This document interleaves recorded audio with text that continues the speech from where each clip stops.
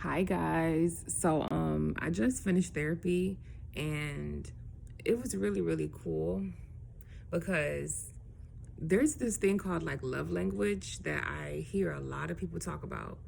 And I never paid attention to it because I never believed in it. I was like, okay, this is something for couples, and I just don't really think about my love language. Like, it didn't make sense to me. I just thought it was just some type of like cliche thing everybody was doing.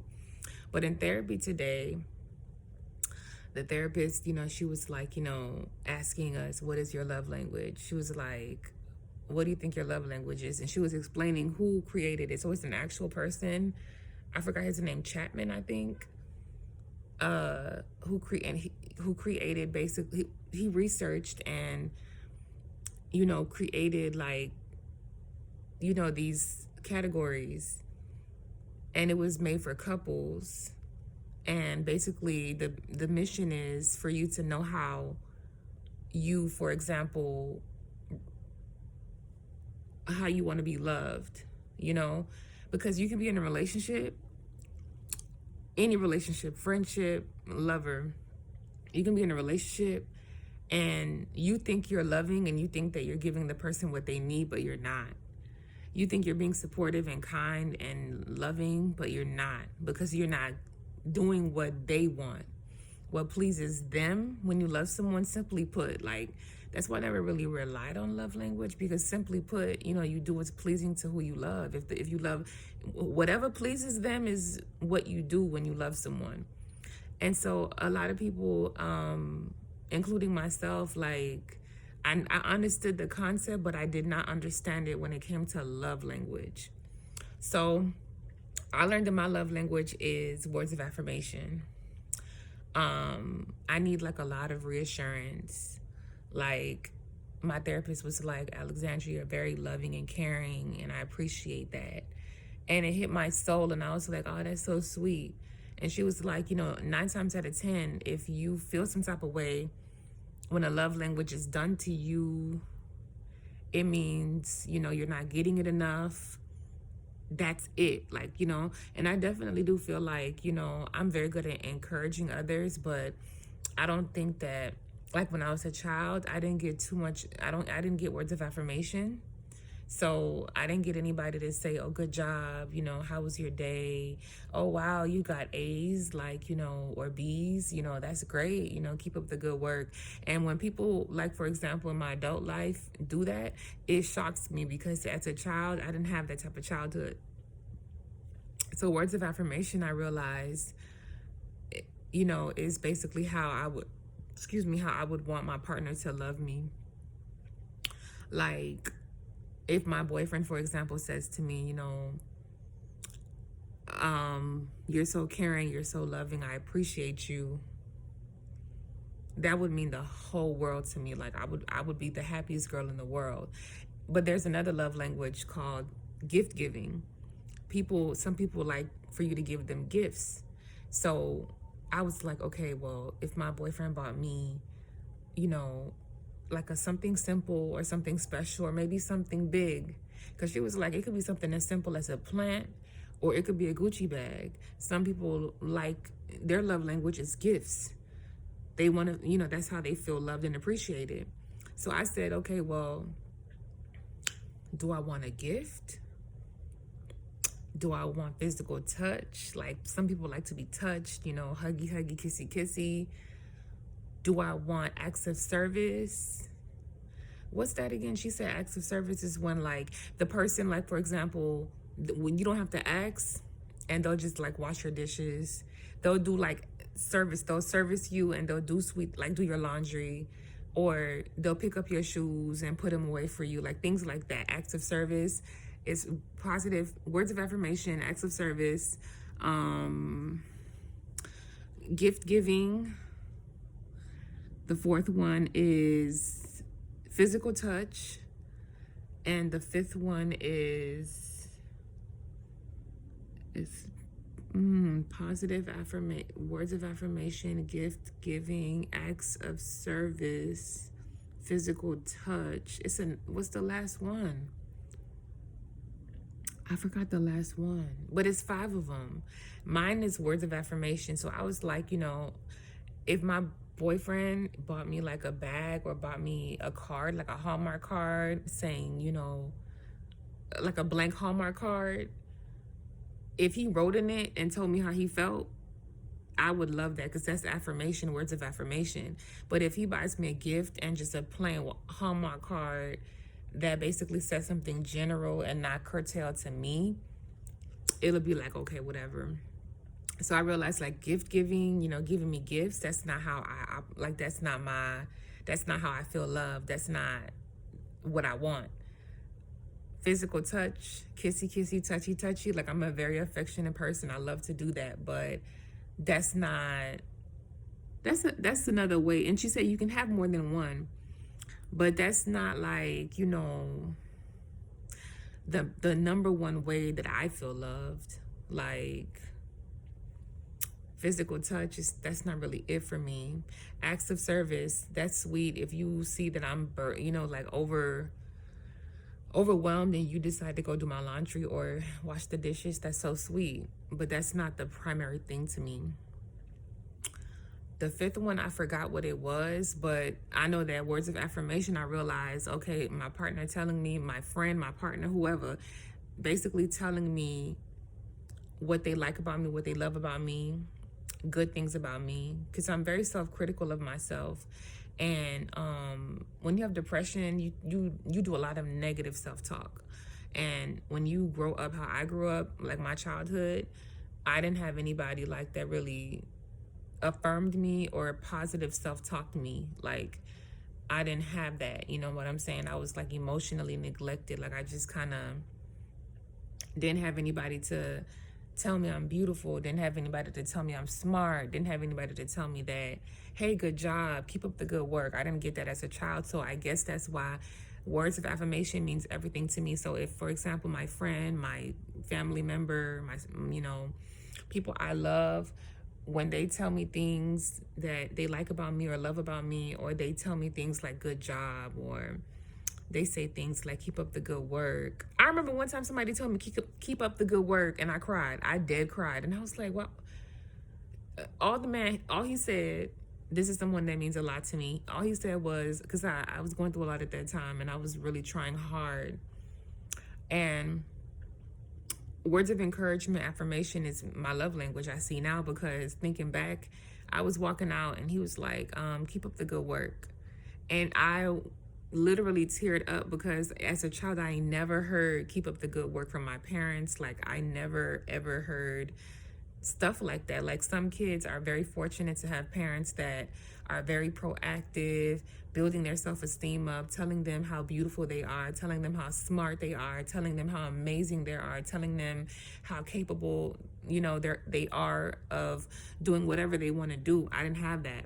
So when he said that to me, I was like, dang, as a child, I never got that. It blew me, and it really made me cry, because I was happy, but at the same time, I got sad, because I'm like, damn, my mama never told me that. Like, I never got that as a kid. That's sad. You know what I'm saying? So it was like a sad, happy moment.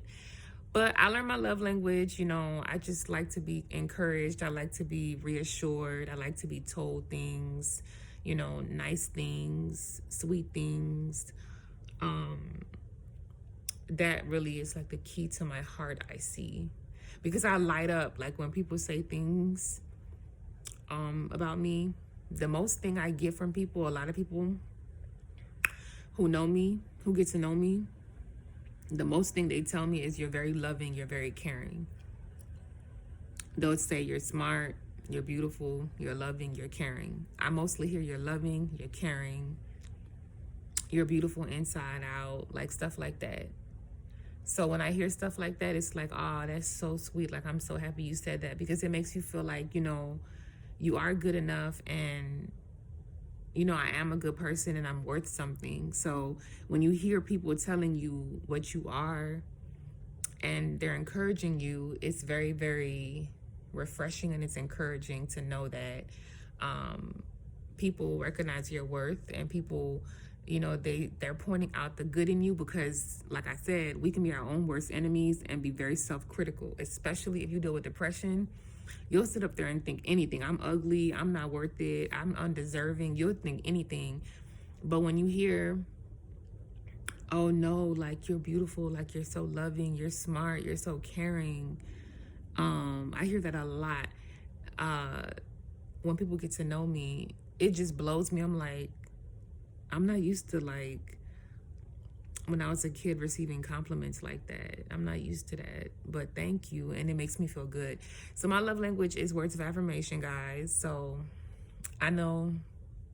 And then when they wanted to talk about love language, I was like, bruh, I don't even like men. Let me tell you, I'm heterosexual, but because of how my daddy did my mom and me, like how he abandoned us, and my dad basically, he basically, you know, was terrible to my mother and I, that made me look at all men like, bruh, if my own daddy can, like, you know, abandon me and just treat my mother like garbage, if my own daddy can see me and walk straight past me and not speak to me, like, if my own daddy cannot love me, no man will love me. Like, I can't trust nobody. If I can't trust my own father, I can't trust nobody. Like, that's how I think. So when she was like, oh, you know, Alexandra, what's your love language? I was like, girl, I don't want to talk about that. Like, I don't, like, want to talk about that. Like, love, what? I don't want to talk about that. Like, I'm not with that.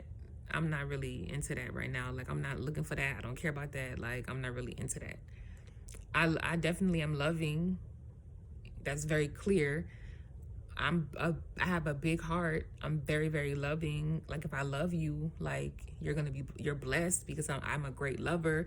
But unfortunately, when people go through childhood experiences, it'll be very, very difficult for that person to open up to, like, dating, open up to, you know, that type of thing because of, you know, parental childhood experiences. So yeah, like, you know, but the thing is that she also said it's love language is not just, okay, how people love you. It's about self-love as well. You got a love language when it comes to self-love. How do you love yourself? Like, what is your, you know, love language when it comes to yourself? And I was like, what? Like, love language towards myself? Like, what? Like, you know, she was like, you know, what do you feel like you need to do more? Like, words of affirmation, acts of service, you know, what do you feel like, how can you show yourself love through these languages? And so we went through each one, and, you know, I felt like, okay, I need to work on more positive self-talk, less self-criticism. And I was just looking at the chart, and I was like, okay, I can do this, I can do that, I can do this, I can do that. So yeah, like, you know, it was really cool. I finally learned what love language is, and I know mine. So comment down below and tell me if you know about love languages, and if you do, what is your love language? Like, what is your love language? And how do you want to be loved? And what language do you feel like you need to apply to yourself? Because it's like she went from, okay, others loving you, how do you want to be loved? But when it comes to love language, how do you want to love yourself? Like, where do you need to work on when it comes to loving yourself using these love languages? And for me, it's positive affirmations. I need to speak more positive to myself. So I wanted to share that, and I'll show y'all the chart that she you know, sent to us. It was really cool. But yeah, that's the benefit and the beautiful thing about therapy. Like, you learn so much. And yeah, I mean, I ignored the love language thing. I was like, everybody do that. I'm not bandwagoning. Like, I don't care about that stuff. But we talked about it, and it's a real thing, and it's a real person that researched and came up with this, and it's like a real, like, psychological type of mental health exercise, like, you know. Oh, and it's also Mental Health Awareness Month. May is Mental Health Awareness Month, and, you know, stop the stigma. If you need help, don't be afraid to go get help, and know that you are not alone in your battle, and keep going and never ever give up. Okay, so I'm gonna show y'all the chart. So basically, this is the what's your self-love language. So see how, like, okay, usually people talk about, okay, what's your love language when it comes to somebody else loving you, but what is your self-love language? What do you need to do, or how do you love yourself? Like, what do you need to do? So the first one is physical touch. Oh, that's the one that I was missing. Things that make your body feel good or focus on your well-being. How do you, what is your self-love language? I had said words of affirmation, but she went through each section and was asking us, what can we do to show love to ourselves using these things? So when it comes to physical touch, what are things that can make my body feel good or focus on my physical being? For me, that could be attending my doctor's appointments, making sure that I'm healthy physically and mentally. That's definitely, making me feel good and focusing on my physical well-being. Hugging myself, showing my own self-love. My skincare routine is very important to me. And, just overall self-care is basically my physical touch that I, want to continue to do. Acts of service, doing or arranging things for yourself that make you feel good. Okay, therapy, that's something that I arrange and make sure I make time for because it makes me feel good. Reading the Bible and doing spiritual things, daily text, Bible reading, attending spiritual meetings, those things are like acts of service that really make me happy and make me feel good. Cleaning, disinfecting also is an act of service to myself that I really, really, appreciate and, like to do and love to do and want to continue to do, because it's self-love. And, that's how I service myself, by keep making sure that I keep clean and healthy. Receiving gifts. Okay. Treating yourself by purchasing things that make you happy. Okay, self-love. Okay, it says trips, craft supplies, comfy clothes, little gifts, indulgence, investing in yourself. My language, like the way I show self-love when it comes to gifts, is investing in myself. I was thinking like, okay, I invested in a nose job. I basically invest in, myself, looking good and making sure that, like, that's what I gifted myself with that. I spent hella bands, doing that. That was my gift to myself, I guess. And also, what else is a gift? Food. I love food. Food is a gift. So for me, purchasing the food I like, investing in myself, like, the gift of self-care, the gift of, self-improvement, that right there is basically like what I can do when it comes to that love language. Then this one is dark. I don't know what it's. So it's physical touch, acts of service, receiving gifts. What is the other one? Well, anyhow, I'm gonna read it. Spending time alone, hobbies, and doing things that you love. Okay, meditation. I love talking to God. I love to meditate spiritually. I like to write music. I like to write songs. I like to write raps. And I love relaxing in the comfort of my bed. So, that's what I like to do. That's self-love. Words of affirmation. Okay, giving yourself pep talks and encouraging yourself. So the way I can show myself self-love using this love language is positive self-talk. Really focusing on congratulating and patting myself on the back for the things I do, and not being so hard on myself for the things I don't do, because what I don't do is temporary. It'll get done.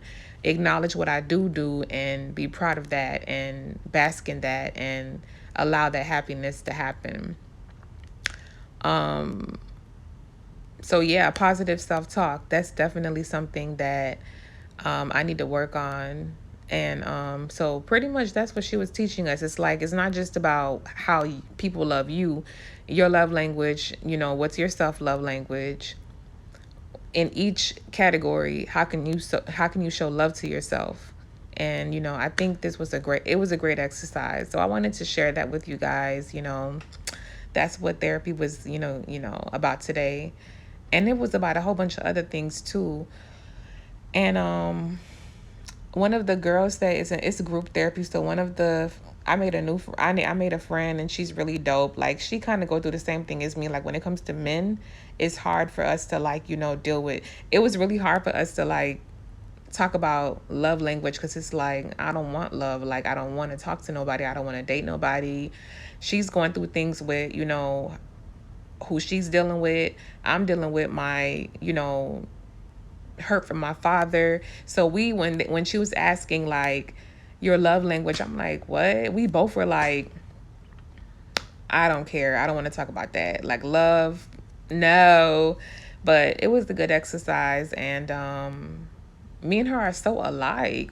I love her. Like, she's a great, when you in therapy, it's group therapy, you meet a lot of people that you can relate to, that are just like you, and deal with things just like you. So she's really dope.